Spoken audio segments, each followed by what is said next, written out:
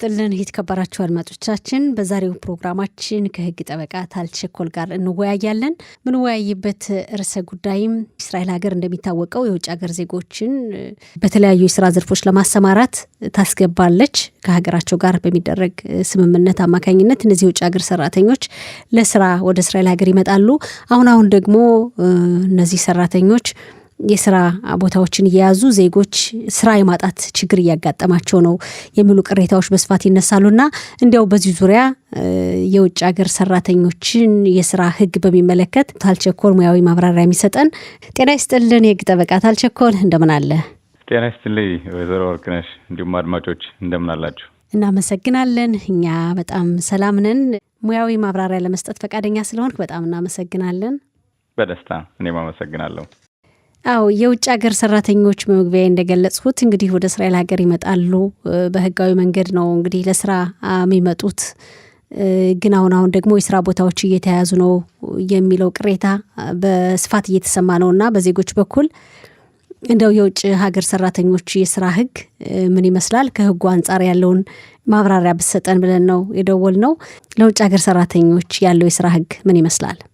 ወይዘሮ ወርቅነሽ፣ እንግዲህ በሰራተኞች ወይም በስራ በኩል ስንነጋገር ዋናው የእኛን ህብረተሰብ ሊጎዳው የሚችል ምክንያቱ እንደሚመስለኝ ከሆነ ከውጭ ሀገር የመጡ ሰራተኞች ምንም በየዘርፉ ቢሆን በብዛት የስራ አቅማቸው የሚሰሩባቸው ስራዎች ባለሙያ ያልሆኑ ወይም የሰው አቅም አዳም የሚጠይቁ ስራዎች በመሆናቸው የእኛ ህብረተሰብ ደግሞ በብዛት ከሀገር ቤት ስለመጣን የምንሰራቸው ቦታዎች ወይም የስራ አይነቶች አቅም የሚጠይቁ ጽዳትን፣ ጥበቃን፣ ግንባታ እኮ ገና በደንብ አልተደራጀንም፣ ትምህርት የሚያስፈልገው ሁኔታ ስለሆነ ይህንን ስለመሰለ የእኛን ህብረተሰቡን ወይም እንደዚህ የተመሳሳይ ስራ የሚሰራውን ሰው ሊጎዳ ይችላል። ግን በጠቅለል ባለ ሁኔታ ስለዚህ አይነት አመጣጥ ወይም ስለነዚህ ሰራተኞች ከውጭ ሀገር የመጡ ሰራተኞች ከተነጋገርን በህግ አንጻር አለ ህግ በ1991 ዓመተ ምህረት የተደነገገ ህግ ሆክ ኦፍ ዲም ዛሬም የሚባል እንዴት ከውጭ ሀገር ከሌላ ሀገር ጋር ተስማምተው ሰራተኞችን አመጥቶ እንዴት ማሰራት እንደሚቻል መብታቸው እንዴት እንደሆነ የሚለውን የሚዘረዝር ህግ አለ የሚያስረዳ። ይህ ነገር ሊከሰት የቻለው ወርቅነሽ እንድታውቂ የምፈልገው ባለፈው ጦርነት በኦክቶበር 2023 ዓመተ ምህረት ጦርነቱ ከተነሳ በኋላ ወይም እስራኤል ጥቃት ከደረሰባት በኋላ ከዛን ጊዜ በኋላ የሰራተኞች ከውጭ ሀገር የመጡ የሰራተኛው ቁጥራቸው ከፍ ያለበት ዋናው ምክንያት ከዛም በፊት ከአዛና አካባቢ አረቦች ፈለስቲንም ብለን የምንጠራቸው መጥተው እስራኤል ሀገር ሲሰሩ ነበር። ግን ከጦርነቱ በኋላ የነሱ ገብቶ የመስራት ፍቃድ ስላልነበረ ያስቸኳይ በሆኑ ውሳኔዎች በዚህ ህግ በመጠቀም የክኔሴቱ አባል ከውጭ ሀገር ከተለያዩ ሀገሮች ጋር ስምምነት በማድረግ ከውጭ ሀገር ሰራተኞች በብዛት እንዲገቡ ተደርጓል። ይህ ማለት ቁጥራቸው በዛ ብሏል ማለት ነው። አስቸኳይና አስፈላጊ ስለነበረ ቁጥራቸው በጣም በዛ ብሏል። በቁጥር ለማየት ካስፈለገ ከ2023 እስከ 2024 ዓመተ ምህረት እድገቱ በጣም ከፍ ያለው ነው። በ2023 ዓመተ ምህረት የኦፍዲም ዛሬም የውጭ ሀገር ሰራተኞች ቁጥራቸው ከ130 ሺህ የነበረው ወደ 180 ሺህ በ30 ሺህ አደገ ማለት ነው በአንድ አመት ውስጥ። እና ይሄ ደግሞ በብዛት በሙያዎች በተለያዩ ሙያዎች ዘርፍ ነው። ዝርዝር አለ። በሲኡድ የምንላቸው ሽማግሌዎች የሚንከባከቡና በሀክላውት ወይም በግብርና ስራ የሚሰሩ ነው በብዛት የሚመጡ። ይህን የመሰለ ዝርዝር አለ። ይህን ደግሞ በብዛት የሚሰሩት አገልግሎቱ የሚሰሩት ደከም ያሉ ወይም ትምህርት ወይም ሙያ ያልተማሩ ሰዎች ሲሆኑ ከዚህ የሚገቡ እኛ ህብረተሰቦች ናቸው። ስለዚህ ጉዳቱ ምናልባት ገለጥ ብሎ በእኛ ህብረተሰብ ሊታይ ይችላል እንደሚመስለኝ ከሆነ። አዎ በተለይ እንዳልከው በተለያዩ የስራ ዘርፎች ነው የሚገቡት።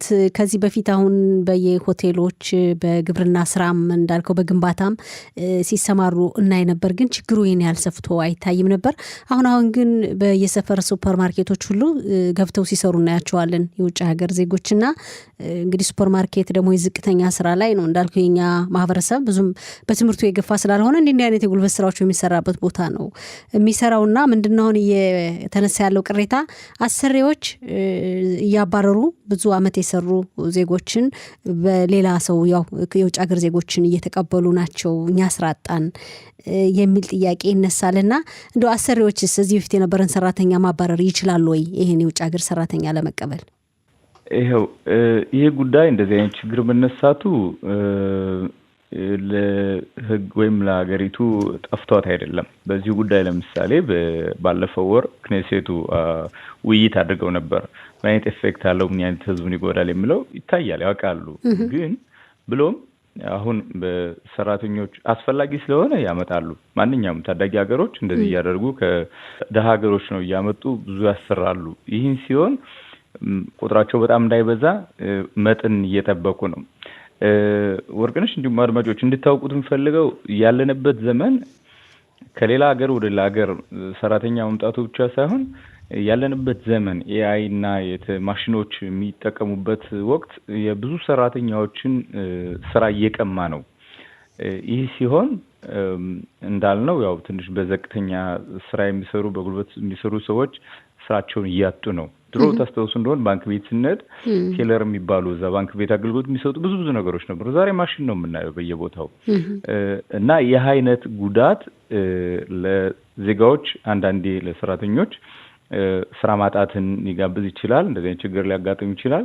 ያ ሲሆን ያ በመሆንበት ወቅት ያው ማንኛውም ሰራተኛ መብቱን የሚያስከብርባቸው ህጎች አሉ። እንግዲህ አሁን ፊትም ተነጋግረናል። ለመጪውም ካስፈለገ መዘርዘር ይቻላል። ማንኛውም አሰሪ እርግጥ የሰራተኛን የመቀየር ወይም ሌላ ሰራተኛ የመቀበል መብት ቢኖረው ሲያባረር ምክንያት መስጠት አለበት። በቂ ምክንያት መስጠት አለበት። በቂ ምክንያት ሲባል አንዳንዴ የእስራኤል ሀገር እኛ አሁን እንደ ምሳሌ አድርገን ማንችም ልጆቻችን ምንድን ነው የምንፈልገው? ተምረው ጥሩ ቦታ፣ ጥሩ መሪ፣ ትላልቅ ቦታ ወይም ደሞዝ የሚጠይቁት ከፍ ያለ ይሆናል። እንደዚህ አይነት ስለ ልምድ ስላለ ሌላ ደግሞ ከሌላ ሀገር የሚመጡ ሰራተኞችን እርከስ ባለ ዋጋ ሊያገኝ ይችላል። እንደዚህ አይነት የጥቅም ሀሳብ ሊኖረው ይችላል። አሰሪ መብቱም ነው። ማንኛውም አሰሪ ወጪውን ቀለል ለማድረግ ሲባል ሰራተኛን በቅናሽ ማሰራት መብቱ ነው።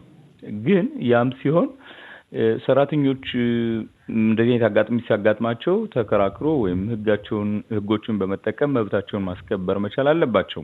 የታወቁ ህጎች ናቸው። ስራ ቦታ ሲያባረር በስነ ስርዓት መሆን አለበት። በቂ ምክንያት መኖር አለበት። የመሸኛ ገንዘብ አለ። እነዚህ ሁሉ እንዳሉ ይኖራሉ። ግን ችግር የለም ማለት አይደለም፣ አለ። ይሄ ከሌላ ሀገር ሰራተኞች ማምጣት ችግር አለ። ይሄ ደግሞ ፈጽሞ አምጡ እንዳንል ታዳጊ ሀገሮች እንደምናውቀው እኛ ራሳችን ቅድም እንዳልኩት ልጆቻችን መምህር እንዲሆኑ ኢቨን መምህር እኮ ዛሬ እዚህ ሀገር በጣም አይከበርም። የመምህርነት ስራ ብዙ ይሉ ኢቨን ሁሉ። ስለዚህ እንደዚህ አይነት ችግር ስላለ ደግሞም ብዙ አይወልዱም የዚህ ሀገር ሰዎች ታዳጊ ሀገሮች። የሰው ኃይል እጥረት ይኖራል።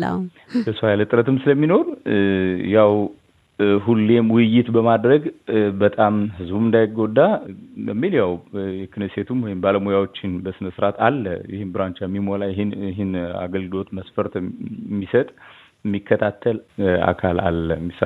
ሚሳዳታ ማቲ የሚባለው ወይም ሚሳዳ ፕኒምም ራሱ የውጭ ሀገር ሰራተኞች የሚመጡትን ፍቃድ ስለሚሰጥ ይሄ በደንብ ተጠርቶና በስነ ስርዓት ተይዞ፣ ግን ከዚህ በተረፈ አንድ ማንነጋገረው ነገር አለ። እሱም እስራኤል ሀገር ህጋዊ ባልሆነ ቦታ የሚኖሩ ብዙ ሰራተኞች አሉ። ሚስታነን የምንላቸው ሀገር ጥሰው ወይም ደግሞ ማክሸ ሚክላት ወይም ደግሞ እንደዚህ አይነቶችም አሉ። እነሱም ምንም በዚሁ ህግ ባይመጡ ይሰራሉ። እነሱም እዚህ ሀገር እስካሉ ድረስ አገልግሎት ይሰጣሉ። እነሱም ፋክት ይጫወታሉ ማለት ነው። ስራው ይሻማሉ። እና ያው ይህን ግን ለዚሁ መፍትሄ አገሪቱ ያው ባላት ኃላፊነት ለዚሁ መፍትሄ ህግ አለ፣ መመሪያዎች አሉ። ይሄ ጉዳይም ተከስቶ ይታያል፣ ያጠኑታል በየወቅቱ ማለት ነው። ስለዚህ አሁን የዚህ ችግር ተጋላጭ የሆኑ ሰዎች ከህጉ አንጻር ምን ቢያደርጉ ይሻላል? አንተ እንግዲህ ያው ከህጉ አንጻር ያለውን ነው የምታየው። ሀገሪቱ በእርግጥ ችግሩን መፍታት አለባት በመንግስት ደረጃ እንዳልከው፣ በክነሴቱም ተወያይተውበታል። እስኪ እንግዲህ ክነሴቱ ከውይይት በኋላ የሆነ ነገር ካለ መጨረሻ ላይ እናየዋለን። ግን እንደ ህግ ባለሙያ አሁን አንድ ሰራተኛ ሌላ ሰው ተቀብሎ ብዙ አመት የሰራበትን ስራ ቢያባረው አሰሪው ምንድን ነው ማድረግ ያለበት? ያ የተባረረ ሰራተኛ ያው ህጉ የሚሰጠውን ጥቅማ ጥቅም ማለት መከፈል ያለባቸውን ማረጋገጥ እና ያው ይሄ እንግዲህ አማራጭ ስለሌለ ነው። ግን እንደ አማራጭ አድርገን እንድንወስድ የምንፈልገው እኔ ሌላ ሀገሮችም እንደማየው ሁሌ ከአንድ አሰሪ በጣም እንደ ጥገኛ መሆን አያስፈልግም። ሙያዎችን መማር፣ ሙያዎችን ተምሮ ሙያ ስል ትናንሽ ነገሮች ሹፌር መሆን ይቻላል። ብዙ ነገሮች ቫልዩ ያላቸው እኛ ብናውቃቸው ሊፈልጉን የሚችሉ እና ስራ ቦታ ተታሪ መሆን እነዚህ በጣም ይጠቅማሉ እንደ ምክር አድርጌ ስሰጥ ነው። ዛሬ እስራኤል ሀገር በብዙ ቦታዎች ስናይ ብዙ ወጣቶች የስራ ምንጭን እየፈጠሩ ወይም ስራዎችን እየፈጠሩ ጎበዝ የሆኑበት ቦታ በእኛ ሀበሻዎች ራሱ ስመለከት ብዙ ስራዎች አይነት እንደዚህ አይነት ለመሆን በጣም መጣር የሰው እጅ ማየት አያስፈልግም። አንዳንዴ ከስራ ቦታ ጎበዝ ከሆን ስራው ራሱ የበለጠ ይፈልገናል። እንደዚህ እመክራለሁ።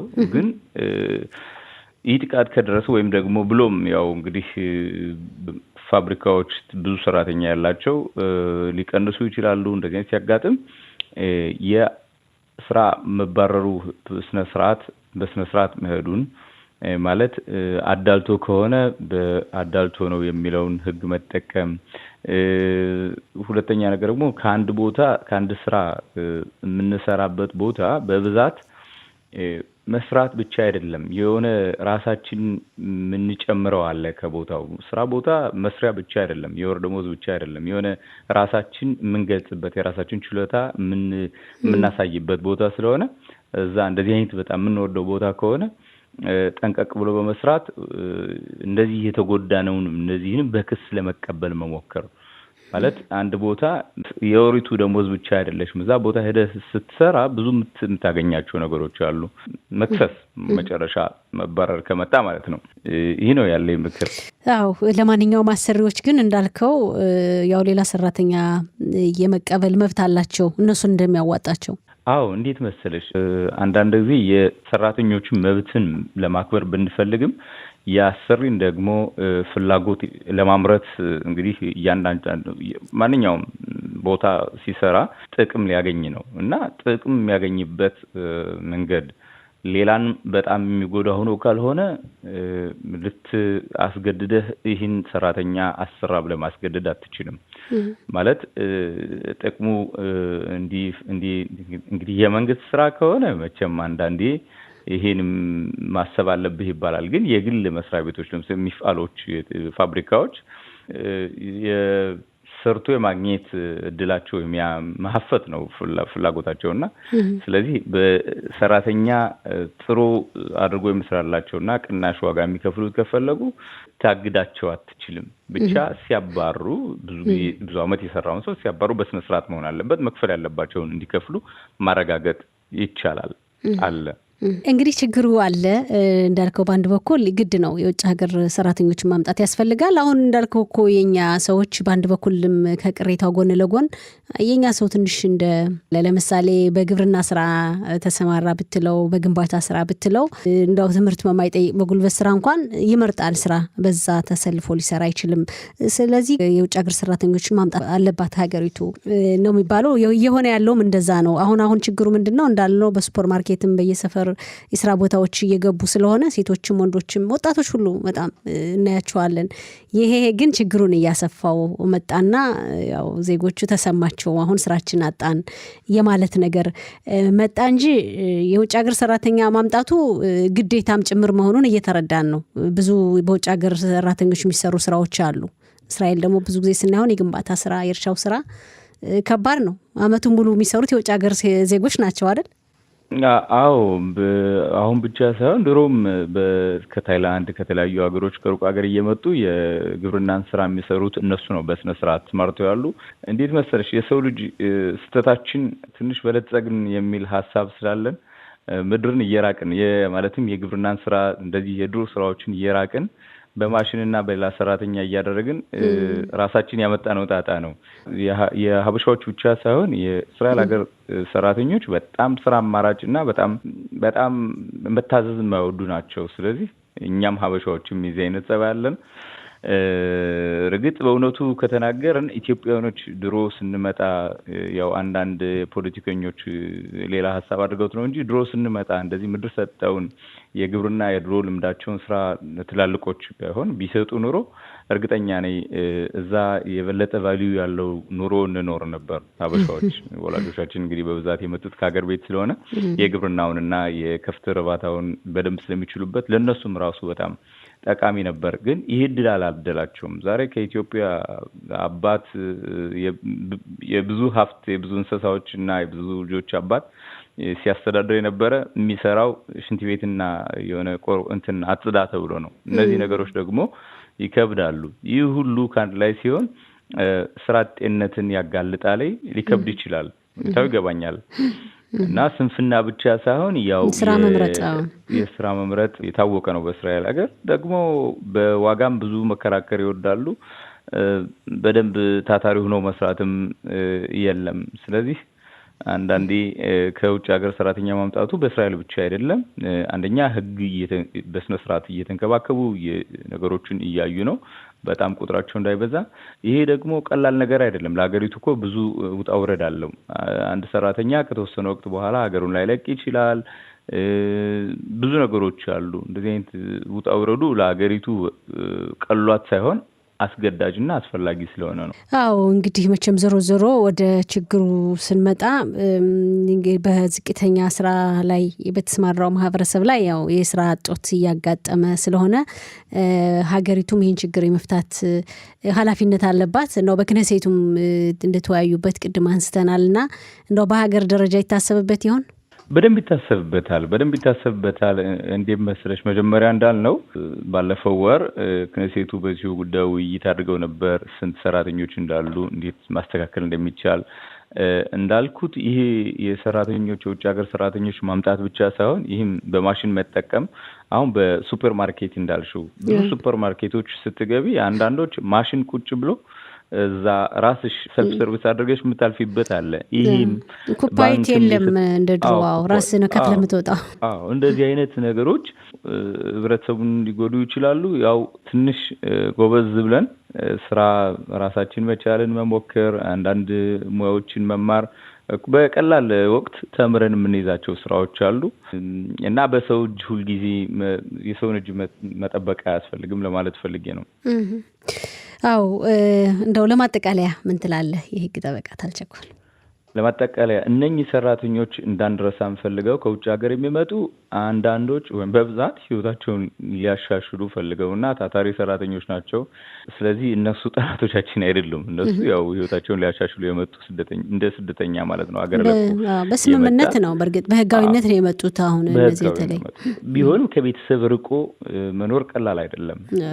እንደዚህ ያው የተወሰነ ወቅት ሰርተው ሊሄዱ ነው እና ግን ብሎም እንደዚህ ሰራተኞች እንደዚህ አይነት የሚያደርጉት ጉዳት ሊያደርስ ስለሚችል በመረዳት ጠንከር ብሎ መብታችሁን አስከብሩ። አሰሪ ቦታ እንደዚህ አይነት ጥቃት ከደረሰባችሁ መብታችሁን አስከብሩ። በፍርድ ቤት መሄድም የሚያስፈልገውን አገልግሎት ወስዳችሁ መብታችሁን አስከብሩ ነው የምለው። በጣም ጥሩ ማሳሰቢያ ነው። ሰራተኞቹ እንግዲህ ከእስራኤል ጋር ሀገራቸው ተስማምታ ነው በስምምነት የላከቻቸው። በህጋዊ መንገድ ነው የመጡት። የህግ ጠበቃ ታልቸኮል በጣም እናመሰግናለን ስለሰጠህን ሙያዊ ማብራሪያ። መልካም ቀን ይሁንልህ። መልካም ቀን ወይዘሮ ወርቅነሽ፣ እንዲሁም አድማጮች በጣም አመሰግናለሁ። ደህና ሁኑልኝ። ሰላም ሁን። እናመሰግናለን።